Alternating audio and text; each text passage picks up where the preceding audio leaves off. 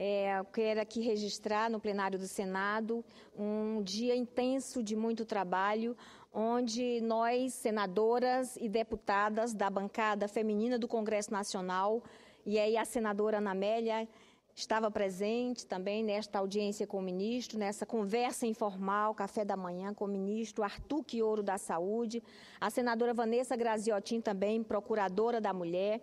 E nesse momento a gente pôde apresentar para o ministro as demandas e as preocupações das parlamentares em relação à saúde da mulher, em relação aos desdobramentos dos programas que foram lançados pelo governo federal no combate ao câncer de colo de útero, ao câncer de mama, ao atendimento para essas mulheres nos locais mais longínquos do nosso país, em relação ao programa Mais Médico e à saúde da mulher indígena, enfim.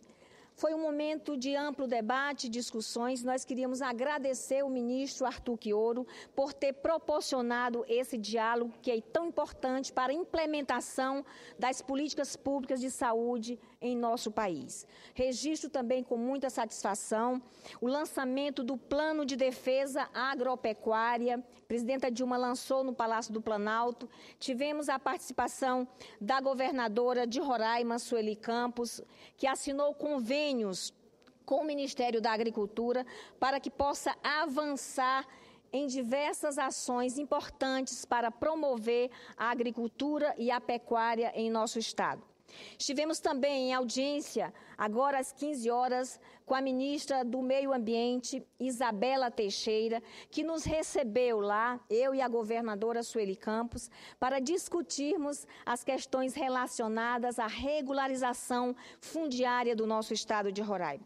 Roraima precisa se desenvolver, avançar, mas precisa para isso que haja uma interlocução, que haja um esforço concentrado de ações articuladas do governo federal, Ministério do Meio Ambiente, Ministério da Justiça através da FUNAI, Ministério do Desenvolvimento Agrário, para que a gente possa discutir tecnicamente e politicamente a viabilidade do nosso projeto de desenvolvimento. E isto passa necessariamente pela regularização das terras do nosso estado, isto passa necessariamente pela elaboração do zoneamento econômico ecológico de Roraima. Então, nós queríamos aqui registrar essa agenda de trabalho com o governo do estado de Roraima para avançarmos em questões que são tão importantes para o nosso desenvolvimento. Mas eu queria, senhora presidenta, falar de um projeto que é de extrema relevância e que está na pauta hoje aqui do Senado Federal. As empregadas domésticas de todo o país estão com os olhos voltados hoje aqui para o nosso plenário do Senado Federal, onde iremos discutir a regulamentação da Emenda Constitucional 72 de 2013, que trata dos direitos dessa categoria de trabalhadores e trabalhadoras brasileiras. Em todo o país, elas formam um exército de cerca de 7,2 milhões de trabalhadores que prestam serviço de forma contínua em residências por mais de 2 dias da semana e estão ávidos por verem seus direitos finalmente garantidos. A discussão sobre a igualdade de direitos dos trabalhadores domésticos com a dos demais trabalhadores urbanos e rurais vem de muito tempo, dentro e fora desta Casa de Leis. A proposta de emenda à Constituição 478 de 2010, que ficou conhecida como a PEC das Domésticas, foi aprovada em 2013 e virou Emenda Constitucional 72, estendendo aos empregados domésticos brasileiros os mesmos direitos e deveres assegurados aos demais trabalhadores. Entre estes estão jornada de 44 horas semanais e salário família. Mesmo assim, esta Emenda Constitucional 72 ainda precisa de regulamentação em muitos outros direitos, tais como o pagamento do FGTS, hora extra, indenização por demissão sem justa causa, adicional por trabalho noturno e controle da jornada de trabalho. Ao ser aprovado no Senado, o texto do projeto de lei PLS 224 de 2013, que regulamenta esses direitos dos empregados domésticos, foi apreciação da Câmara dos Deputados e recebeu mais de 50 emendas, tendo sido aprovada a de autoria da deputada Benedita da Silva, que examinaríamos neste plenário e que traduz os anseios da categoria e resulta de ampla negociação com o governo. Eu sei que os líderes do Congresso, do Senado Federal, estão discutindo uma proposta, senadora Ana Amélia, que possa atender bem a todos, aos empregadores e principalmente os empregados e as empregadas domésticas em nosso país. É um contingente de quase 8 milhões de pessoas e a sua grande maioria são mulheres e são negras. Então, enquanto tramitou por esta Casa de Leis, discutimos questões relevantes para esta categoria, tais como o direito à proteção contra a despedida sem justa causa, o seguro-desemprego, o fundo de garantia por tempo de serviço. Fato é que, com a promulgação da emenda constitucional, o que pode ser considerado a principal conquista imediata da categoria é a regulamentação da jornada de trabalho.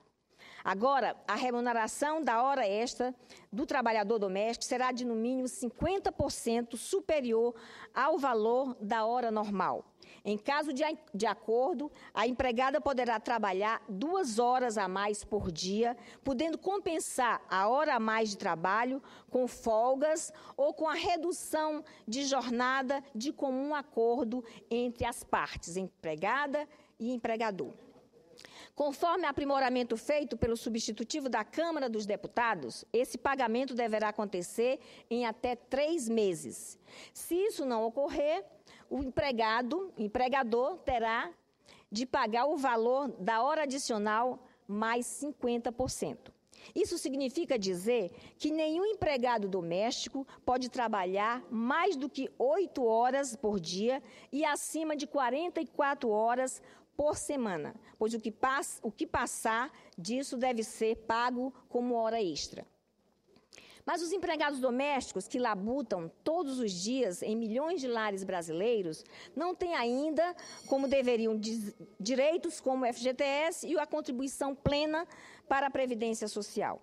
Desta forma, é importante a contribuição da Câmara dos Deputados, que em seu substitutivo mantém para os trabalhadores domésticos a mesma regra do FGTS que vale para os demais trabalhadores, sem excepcionalidades. Isso porque, entendo eu, o que deve nortear este debate é a percepção de que, se o tipo especial de relação empregatícia em discussão torna necessária alguma flexibilização, esta percepção não pode jamais servir de justificativa para a perda de direitos trabalhistas. De modo que os direitos dessas categorias estão agora em nossas mãos. Sabemos das divergências que este tema envolve. Tanto que estava previsto votarmos ontem, mas houve uma necessidade de um ajuste melhor, de um diálogo maior entre as categorias, entre os líderes, e esperamos que hoje seja definido e votado aqui no plenário do Senado Federal. Então, senhora presidenta, nós queríamos aqui deixar o nosso comprometimento, a nossa valorização da importância de votarmos hoje esta proposta, que é muito importante para todos os trabalhadores e trabalhadoras domésticas do nosso país. É o momento de nós estarmos aqui unidos para valorizar esses trabalhadores, assegurar a eles o direito de qualquer outro trabalhador, sem comprometer, obviamente, os empregadores. Nós queremos aqui registrar esse importante debate, essa importante votação que teremos hoje, se Deus quiser. Então, vamos torcer para que os nossos empregados domésticos tenham definitivamente finalizado essa luta que já dura muitos anos. Era isso, senhora presidenta. Muito obrigada.